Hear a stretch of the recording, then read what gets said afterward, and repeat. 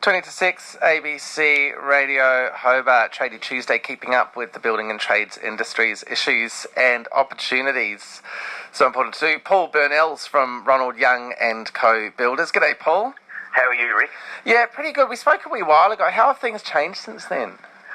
Yes, it's changed for the better in our industry, Rick. When I last spoke to you, we were in the midst of our early stages of COVID-19 in the state, and things have slowed down. There was a lack of confidence in people weren't going to commit to the cost of building a new home, the commitment. But obviously the government grants, both state and federally, have helped, and it's buoyant again, and there's people looking to build, and house land packages are sold out, I believe, from most builders, and it's relatively positive at the moment, but we've still got to be very careful, obviously, on site and things like that. We'd heard there'd been a bit of a confusion between the two grants where they were saying, we won't give you one unless you've got the other, and it was getting a bit messy. Sure, look, I haven't had that feedback. I've been involved through my involvement in our industry associations, but the state government is administering both grants, both their own and the federal one. So the guidelines are out, and they're relatively straightforward. We've got lots of concerns about timeframes and things like that, but I think it should be relatively easier for the consumer to apply for it through their financial institution or through state treasury if they go that way. So it's really interesting because I think a lot of people outside of the industry, hear about these grants, and if you're not in the remit of them, it all gets a bit remote. So are you really seeing, the government put the stimulus out and then people come knocking? Absolutely. It certainly turned the tide. People have the confidence to move ahead now. It's created a lot of interest. I've heard from fellow builders that they're incredibly busy with sales as we are, and trying to do design work and quoting so that people can try and meet the timeframes and the obligations of the grant. And it certainly created that stimulus, that short-term stimulus that the government was looking for. Obviously, as I said earlier, the timeframes are incredibly tight, and so I believe there's a big risk that a lot of people are going to miss out on it. Due to land not settling in time, or land that people have purchased not having a current title. In other words, the subdivisions aren't finished, and they just won't meet the timeframes because of all the pre-construction compliance that we have to go through to gain an approval. Then most clients, I think 98% of our clients, have to have some form of institutional finance approval, so that takes time as well. And obviously we have to start building, we have to have concrete slabs or foundations poured within 3 months of signing a contract, which is very tight. Do you prefabricate them and just sort of drop them on the ground or something? I mean, it's so stressful anyway. Do you think this is one of the instances where the government will need, get lobbied, or will need to just push that out so it becomes reasonable? Well, we have already lobbied. I've been involved in that personally with the associations, and unfortunately the state government is administering it, but they've had some strict criteria placed on by the federal government, and it's now legislated. I think it's going to be very hard to change it. I'm not sure how it's going to go. I believe next February and March is going to be incredibly busy on site for builders, and trying to get concrete foundations poured. But it's just one of those things that we have to deal with. And whilst it is a bit of a problem, the timeframes, I think we should be very grateful too that our industry's been supported. It's 5:45, ABC Radio Hobart, Tradie Tuesday. Builder Paul Burnell of Ronald Young and Co Builders, who's been in the game for 30 years, bought that business 10 years ago as well. A lot of job losses, a lot of industries stagnated. We know that Tassie's staying locked down till August the 31st, building something that happens here. What's a fast way to get into the game? Because clearly you must be desperate for workers, or shortly the industry is going to be begging for workers. Sure. Look, at the moment, there's a lot of very capable and good tradesmen available. That will change, I believe. I think the first half of next year, or most of next year, a lot of builders will be very busy, and it's a good opportunity for people to reskill at the moment.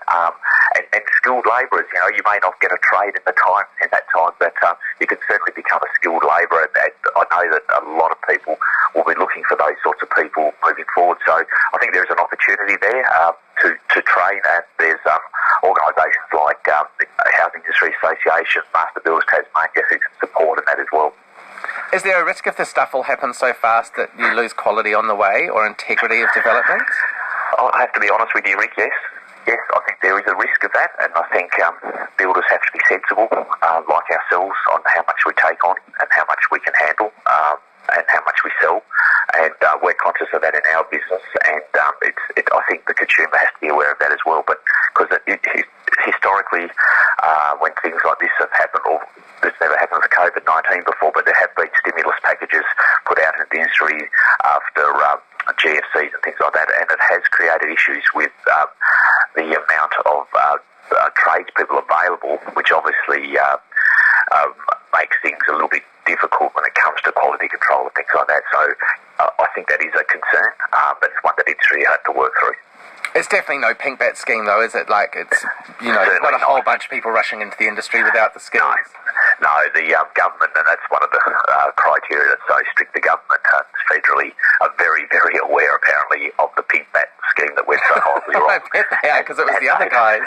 Some of the guidelines are put on about licensed builders and time, and licensed at a certain time. You have to be licensed by the 4th of June. You cannot build a home under this scheme unless you're a licensed builder on the 4th of June. So they've put a few things in place so that the cowboys don't come into the industry like happened in that previous scheme you mentioned. And owner builders, that whole strange thing we have in Tassie where you're an owner builder but you've got a builder who's got a licence. Like, are people working those things? I don't believe so. You can't be an owner builder. You have to be licensed for this scheme. That's one of the reasons I think the government put that in place, so that they do have to control it some way. They were incredibly spooked, I believe, from the pink bat scheme. Well, people died. It's totally reasonable. Yeah, and it is, and I understand that, and our industry understands that, and that's why they put some strict guidelines in place. Things like builders like ourselves, we can't build for family members. They don't want any chance of it being rorted, and we've spoken to our minister locally about this, and about relaxing some of the criteria, so it makes it a bit easier. Like, it's Tassie. We do everything for family members. You've got to be kidding. Hey, well, yeah, Paul, related. yeah, that's right. It's so unfair here. What about materials? There was some concern when we spoke that there might be shortages. We're very dependent on the mainland for a lot of building supplies. Has that been okay? Yeah, it has, Rick. So far, it's been okay, and I did mention that to you when we spoke last time, that I was concerned about it. It hasn't eventuated that way. It's been fine as far as our business is concerned, and I know others as well. But I was only having a discussion yesterday in my office with my managers about the Victorian situation. I'm not sure if that's going to affect us now with their very strict lockdown, so I'll be talking to our major suppliers to see how they're situated with that. Now, we heard yesterday that, forestry are meant to be logging the sticks, and now they're not, and what they're doing. And I was chatting with someone about it and saying that I think, in Tassie, one of our biggest missed opportunities is engineered wood products, which is such like a future product. What do you think we could be doing, and the government's in a position to stimulate industries to create, viable global leading industries moving forward? Where would you put your money? Because obviously this sustains everyone now, putting money into building. But what could we create? Yeah, I'm certainly a fan of engineered wood products. We currently use a hardwood laminated framework system. They're amazing. I had I-beams in a thing from wood. They're incredible. That sort of thing, and they're so strong and they're so sustainable. The stud work that we use is it's offcuts glued together. It's incredibly strong, straight, true. And I think that's a huge area we can move forward, as well as prefabrication. We do some of it now. I think it's an opening whereby houses can be built in workshops, carted to site and stood up. It's so quick. We're doing some of it now for some social and affordable housing. We're doing with a Mission Australia housing, and it works very, very well in that process because it's quick, it's fast, and it's less impact on site. So, look, huge opportunities coming in the industry in terms of employment, probably 6 months from now. So, where would you be going to start to get information and skill up if you're thinking, all right, I might try that? I'd certainly contact the Housing Industry Association, Master Builders Tasmania, apprentices if you're looking for that. the Tasmanian Building Group Apprenticeship Scheme is a fantastic resource, very helpful, and there are so many opportunities in our industry moving forward, I believe, for at least the next 18 months, and then we'll have to see what happens after the stimulus ends. And I know in the electrical trades we're currently 99% of apprentices are male, that they're like so keen to promote women in all of those industries as well. So, it's worth having a look at. Great to talk to you, Paul. Thanks very much, Rick. And we'll check in again. Good luck over the next 6 months getting those projects through. What do you reckon? 04389 22936. Still opportunities abound.